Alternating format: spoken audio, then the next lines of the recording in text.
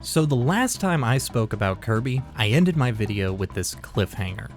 I truly hope that you enjoyed these games and our time with them, because the next time we talk about this franchise, we're gonna address the 8-letter elephant in the room. Now, I know we're dealing with a slight delay on the content side, but there's a few reasons for that. The problem I had making this video was twofold. It's fun to praise a great game and poke fun at a bad one, but trying to prove the point that a game is generally disinteresting or treading old ground just ends up feeling really monotonous.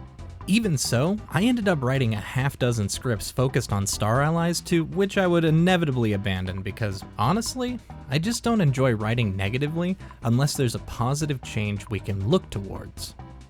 When you look at the critical path the little pink blob's been riding, you can see a disappointing cycle emerge. Instead of an incline or a decline in quality, it's been a circle. A sort of development loom that sews the thread of previous ideas and mechanics together in a fabric of forgetfulness, usually propped up with a gimmick to deceive you into thinking something new was finally going to happen. So, I didn't want to poke at the franchise. It's a terrible idea to push a series down when it might not get back up. I would much rather reflect on all the great experiences we used to have and cast a blind eye to the safe mundanity that our titular hero wallows within. That all changed last September. Out of nowhere, we saw the announcement of a brand new Kirby game. Not a remake, not a gimmick, not even a side-scroller, a fully realized 3D adventure. This was nothing short of enormous news. History shows HAL's wanted to make an open world type beat since the early aughts, but for one reason or another, they'd never been able to leave the pilot stage. And if that wasn't enough, we got a demo of this title weeks before it actually launches, and it's a pretty heavy showcase of what we can expect in the future. So because of this, I'm happy to take the gloves off. In this video, I will be going over the aspects of Star Allies I found lacking while seeing how Kirby and the Forgotten Land addresses these issues, while also looking at the new ideas this game brings to the table. I also have a little surprise near the end, but we'll get to that later. Now, before we jump in, I want to make two things clear, especially if you're watching this in the future. Star Allies is not a bad game, and I do not know if Forgotten Land is good. Kirby games, even at their lowest point, are still head and shoulders above most series, and as much as I've enjoyed Forgotten Land, it's still just a demo. I mean, what if it's like 2 hours long? That would be a major bummer. Most importantly, don't ask me what happened if this video turns out to be a pile of exaggerated nitpicks and unfounded speculation. I am just a dork that can't seem to stop talking about Kirby. Let's begin.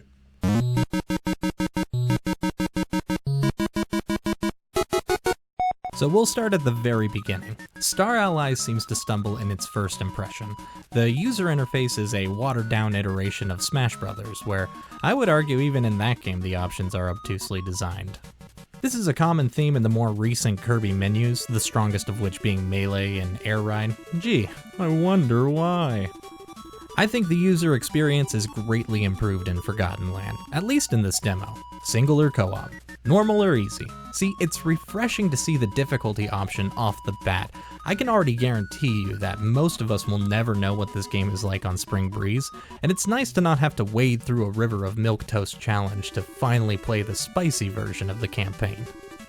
Also, this next point should be taken with a grain of salt as it really comes down to Star Allies being out for so long, but the second that you make a new save file, they just dump all the content updates and information on you.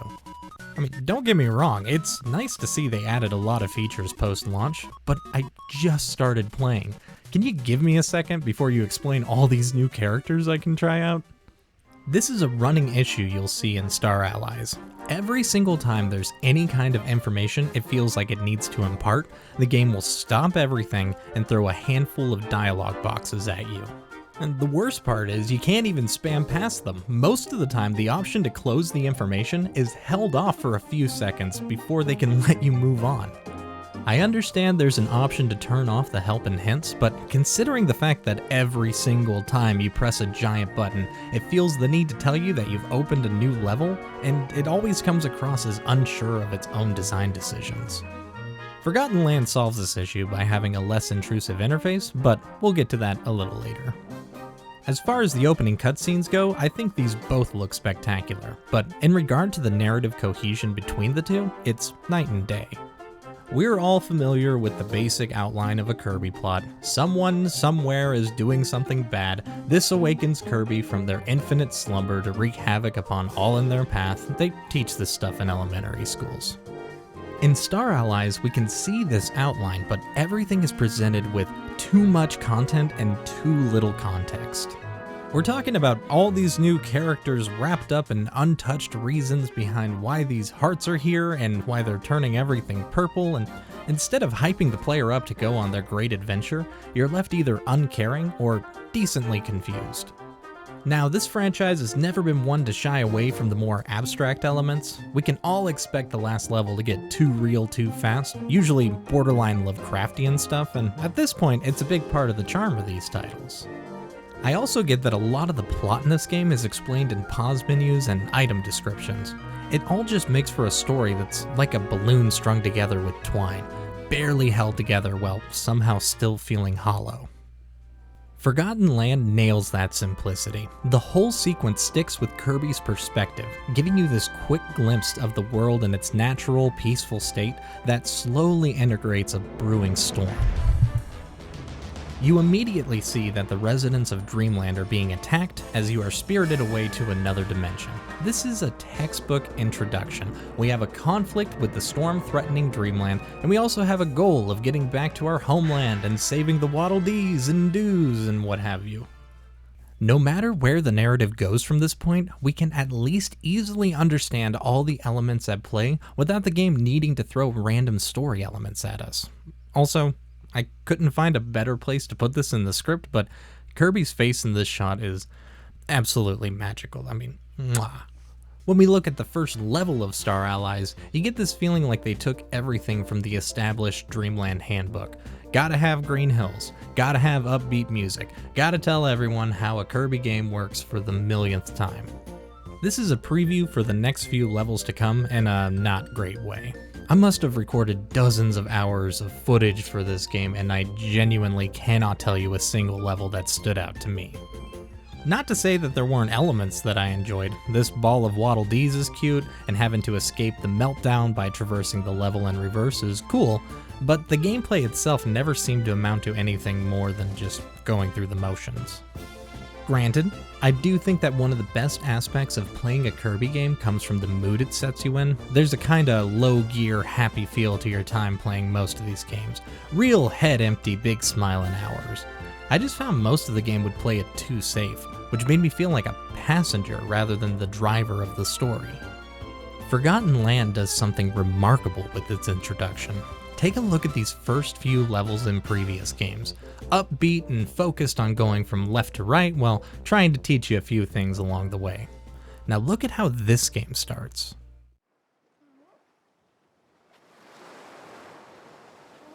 We begin on a shoreline facing the maw of a jungle. There's no music, minimal HUD, just a forced perspective of the only path we can take. From this path, we get a taste for the jungle landscape. The ambient sounds and the deep green palette immediately sold me on the tone this game can create. After that, we do get the usual introductory information, but it's all presented to the side, and it's set more like a checklist to make sure you're all caught up with the basics. These sparkling points remind me of the Koroks from Breath of the Wild, once again presented in an off-the-path fashion and expertly demonstrating that this game will have rewarding content for going off the main route. Of course, this is all just build up to the grand reveal.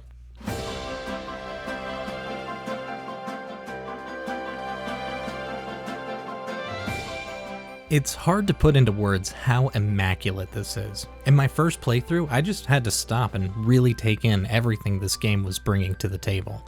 The movement is so smooth and everything has this purposeful, solid feeling.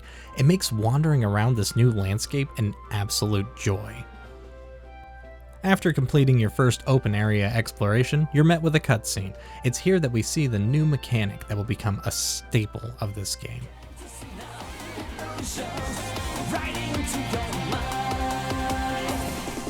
They Now, before we deliver the tofu, I wanted to touch on the staple mechanic of star allies. You know, the allies.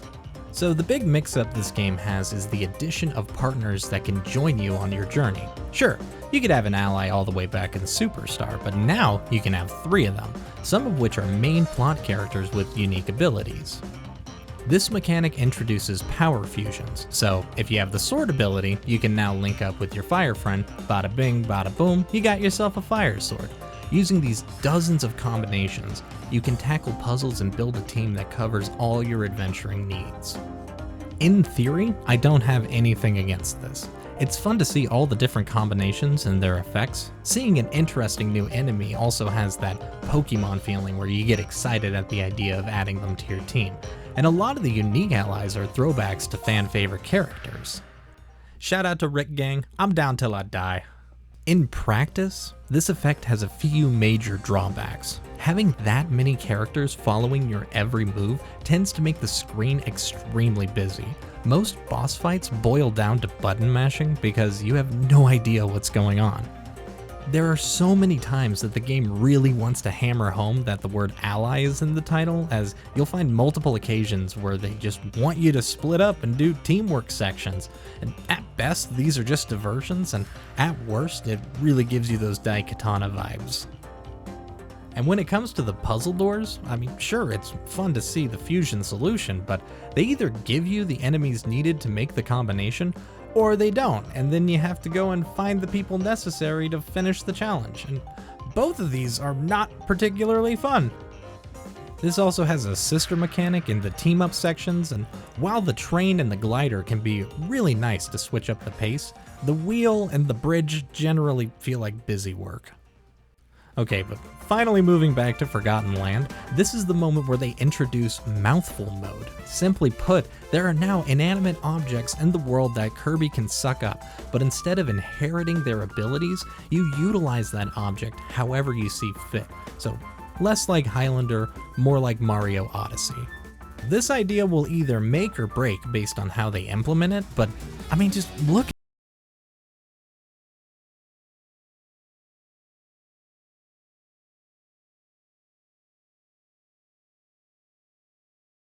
Even though the controls are totally different, it still handles buttery smooth. Everything you get a hold of in this game is an absolute delight to mess around with. The car leads up to a battle royale, where we get a better idea of the enemies we're facing. Turns out it was birds and foxes. I always knew they'd come for us one day. From here you meet Elfalin, and hey, here's hoping we don't speak too often, you feel me? Nothing against you. I just respect my distance from dialogue boxes. In terms of general game feel and progression, we already know that this is something that Kirby games have nailed in the past. Every level transition felt snappy, with the worlds between them either having this quick door-to-door venture or a sweet little cutscene. Star allies can be straight up agonizing in this department. Let's say you finished a level and you want to jump to the next one. Simple stuff, right? Here is the unedited footage of beating a level and beginning the next one.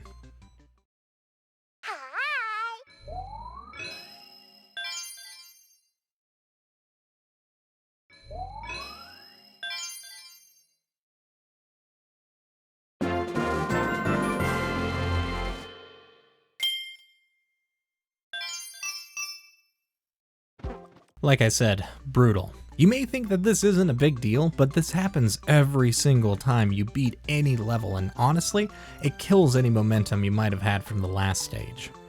In Forgotten Land, you can see they've adopted that fluid interface model. The HUD is intermittent and they only show you information when it's necessary. I especially like these new objective trackers they've added. Not saying that adding side quests is always a good call. There's a real risk you run when you get too close to that Ubisoft objectification genre, but with a delicate hand it opens you up to all the additional things you can keep an eye out for, and it adds that much more engagement with the level. When it comes to actual gameplay, Star Allies has a few hangups that are hard to ignore. This game runs at 30 frames per second, which by itself isn't a big deal. Forgotten Land also runs at 30. I can totally understand that this comes down to a hardware limitation, and I would love to see both of these games running at that crisp 60 whenever they announce the Switch 2. Personally, I find that this capped frame rate really hurts a side-scroller far more than an open-world platformer. I imagine I could get used to this over time, but the game also runs at 60 whenever you're in menus or while you're doing a goal game. So you get a taste for what this game could be like for just a brief moment and then get hurled right back into the limited performance for the majority of your time. Honestly, this is more of a personal gripe for me. It's 2022, and I really don't think any game should natively run at 30 frames a second, unless it's a stylistic choice like in Sable. There's also control issues I kept running into. Kirby just refuses to dash most of the time, and it was always annoying to have to reset my thumb and then forcefully push left or right to get moving at that right speed. I also found that the different attacks from various abilities controlled in a pretty clunky way.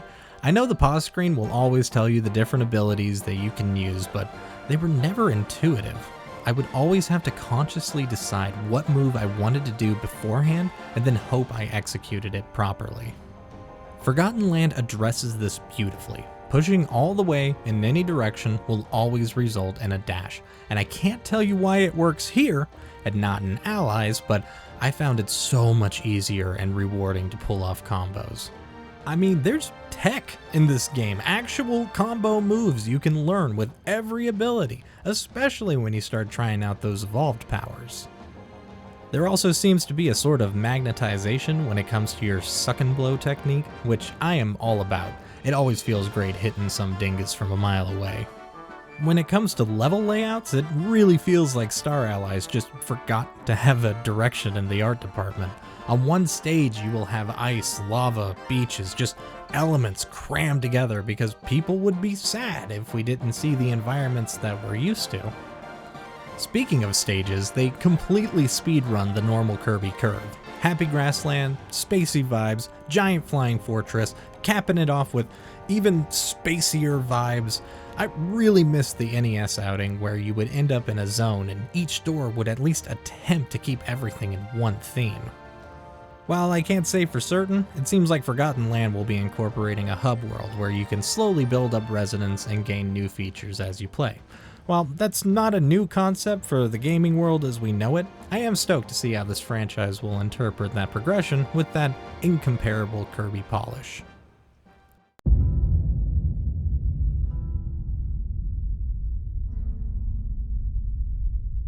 Okay, hear me out. I can't help but think a few of the new things we've seen in Forgotten Land have a striking resemblance to Fromsoft features. Could it be that I'm just forcing connections because I'm absolutely obsessed with Elden Ring at the moment? Probably. See, we've always seen at least one of the cornerstones of Soulsy narration within Kirby, that being the story being on the sidelines and only truly revealed through descriptions and index pages. I imagine that these gacha prizes will do their fair share of storytelling once we get deeper into the career mode. This yak gave me big-time tree sentinel vibes, just an ominous waiting followed by a head-on rush to make you act on your toes. I mean, most of y'all don't even know that this guy is the easy version of the sentinel fight, but I'm not gonna spoil that one. Of course, the biggest connection is with this big boy here. Gorimondo is an excellent surprise ending for this demo. I mean, the way that they hint at his appearance at the beginning of the stage with the leaping shadow, and this prep room just before you see him is straight up out of a Souls game. There's this slow realization of what you're looking at while facing just a section of his back to him smashing through the window, and it's executed flawlessly. Without words, they've created a really intense setup and payoff to begin the battle. And this arena fight is such a beautiful example of how to make an exhilarating fight. It's a straight up Fog Gate death brawl, and I am here for it. These slow, exaggerated movements give you just enough time to telegraph what options you have to dodge his attacks, and the camera tracking is so extremely precise that it prevents any external frustration from the player's side. Also, have you seen the evolved version of the sword ability? Come on. I mean, come on now.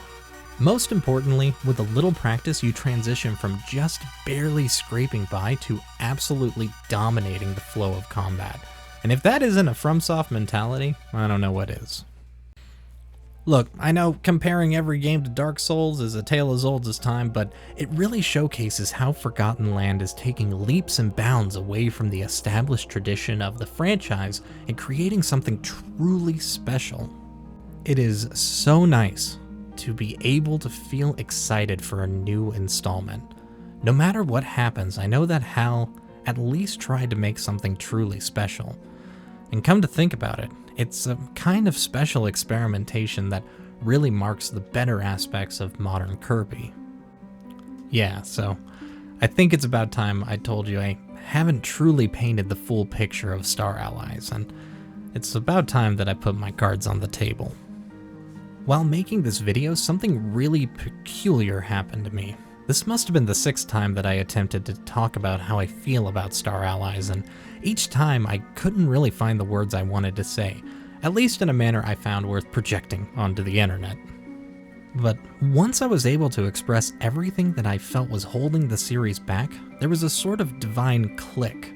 Maybe it's due to the promise of Forgotten Land's new ideas, or that I finally cleaned up the mess of thoughts swimming in my head, but what I was left with was something I never would have expected.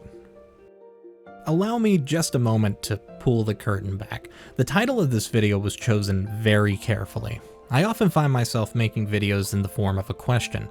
Sure, that helps with engagement or whatever, but the main reason behind that is I can hopefully build a body of work that all coalesces in answering the question.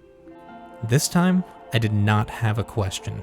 See, when I say mediocre to masterful, I'm not saying that everything in Star Allies is mediocre and everything in Forgotten Land is masterful. Remember, Star Allies is not a bad game, and I do not know if Forgotten Land is a good one. You see, even with all the flaws, mundanity, and real drawbacks we see in Star Allies, the truth is there are a handful of elements that are pulled off in this game better than any other Kirby title. And I know, at this point, the people who love Star Allies have probably already left, but I would be remiss if I didn't give this game its flowers before it's cast beneath the shadow of Forgotten Land. We've fully gone over what I feel makes modern Kirby mediocre, so here's what makes Star Allies masterful.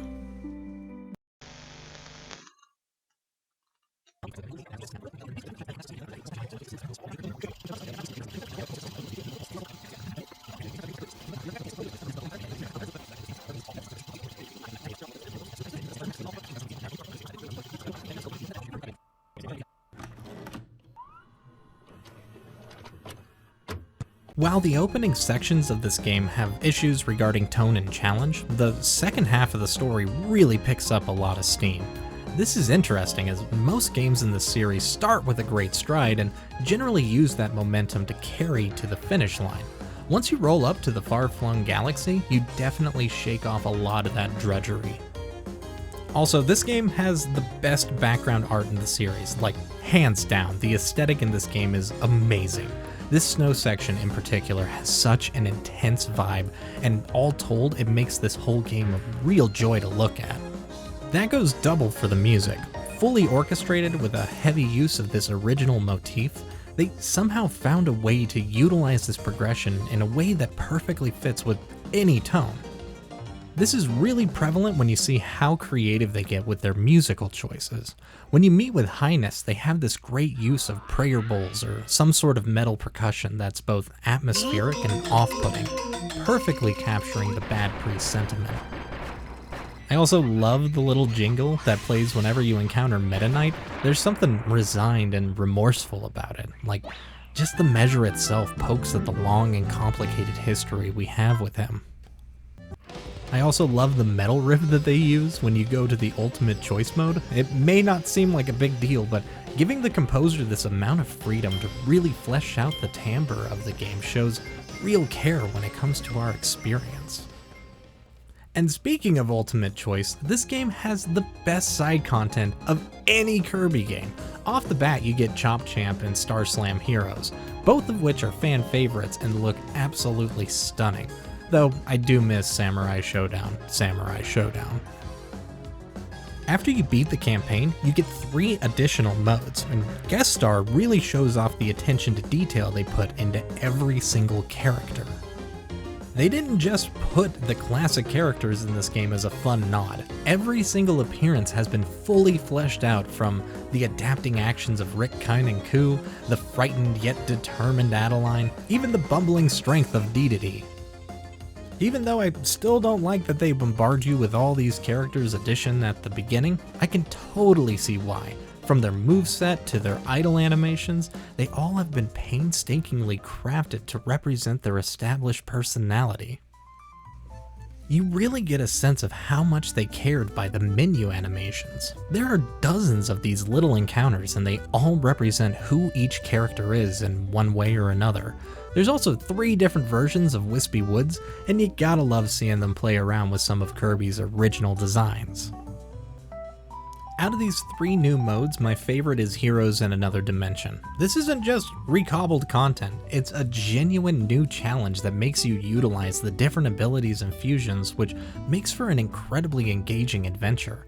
There's a ton of content here, to the point that completing all 3 of these modes is comparable to the actual story section with that same level of polish and charm. And finally, in my opinion, most importantly, the climax of the campaign is my favorite in the series. Spoiler warning, I guess, but once you meet with Highness, you realize that they've been manipulating the 3 generals, to the point that while fighting, they're frozen statues that he uses as weapons.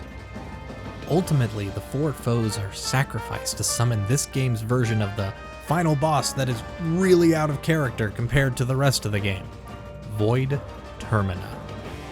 Oh man, from the design aspect, this is amazing, like a colossal Majora cast to fight you and your friends.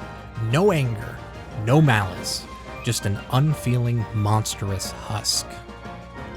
This kicks into the classic genre switch-up we normally see, but this is by far the best implementation of that idea. The movement is so crisp, and charging your shots to fire down at the various weak points is an absolute blast. You'll eventually weaken Termina to the point that the mask will fall away, revealing that the name Void was extremely literal. You're sucked in to defeat what seems like the core of this mighty beast, only to be forced back out for the second phase. Now my man's got wings, turning this battle on its head with new verticality. They do some really interesting camera work here with the summoned attacks and the icy reflections, but this finally returns to another internal battle where we are met with the big reveal. It's Zero, or at least this world's version of the leader of dark matter. Personally, I think this boss is representing that the darkness we've been facing is an internal battle at its core. This is mainly represented by Void's choice to resemble both Zero and Kirby while continuing to remain formless and empty. Once you and your friends are expelled from the giant beast, you face off against the core of darkness directly. It's this moment where you summon the spirit of every single one of your friends to assist you in your final battle, and man, is this the content I am here for.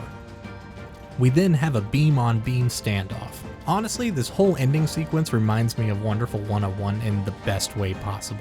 I really wish more games asked me to mash the hell out of my controller. And suddenly, it's done. Kirby floats aimlessly through the galaxy until the shadow of home brings them to wake. From here, you saddle your star as your friends join you for the long trip home. You see, they didn't go for the big happy ending, but chose this subtle and loving piece to let you really reflect on the journey you've shared with your friends, and it's really this moment that made me remember what Kirby means to me.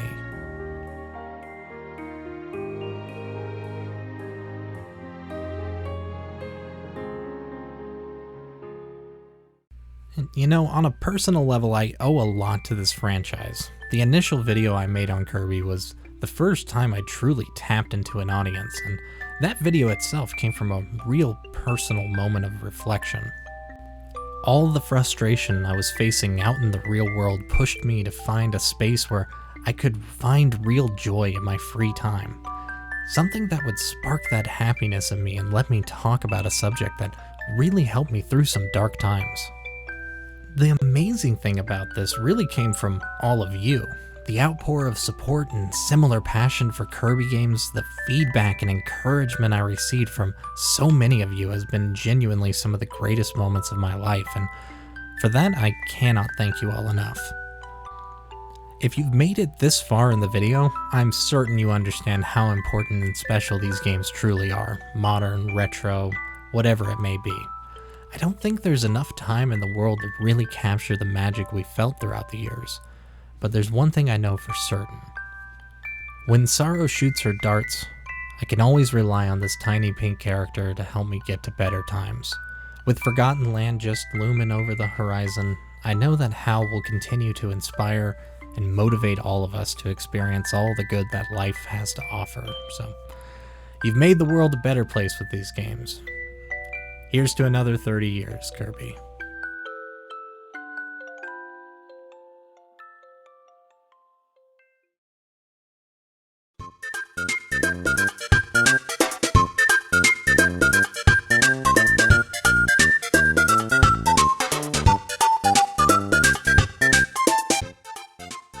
Okay, so I want to give a huge shout out to Happy, T Goldie, and Turbo Drowsy for all of their support. I know that I was joking about it in the opening, but I genuinely do apologize for the lack of content recently. Nothing bad, mainly just really busy and mostly boring stuff. I think the smartest move moving forward is to not make any promises as far as content goes, but I do know that I still love to do this, and when I have the time and the energy to be able to create these videos, I'm always going to default to doing so. So I don't know when the next video will be out, but I can promise you that I am excited to do it. If you want to get more involved, feel free to join us on Patreon, feel free to join us on Discord, shoot me a message if you ever have interesting ideas for content, anything that you'd really like to see explored, or topics that you feel would be making a really interesting video. I'm always interested in talking about that, but even if you're not interested in those things, I really appreciate you watching this whole video, and I hope you have a great day.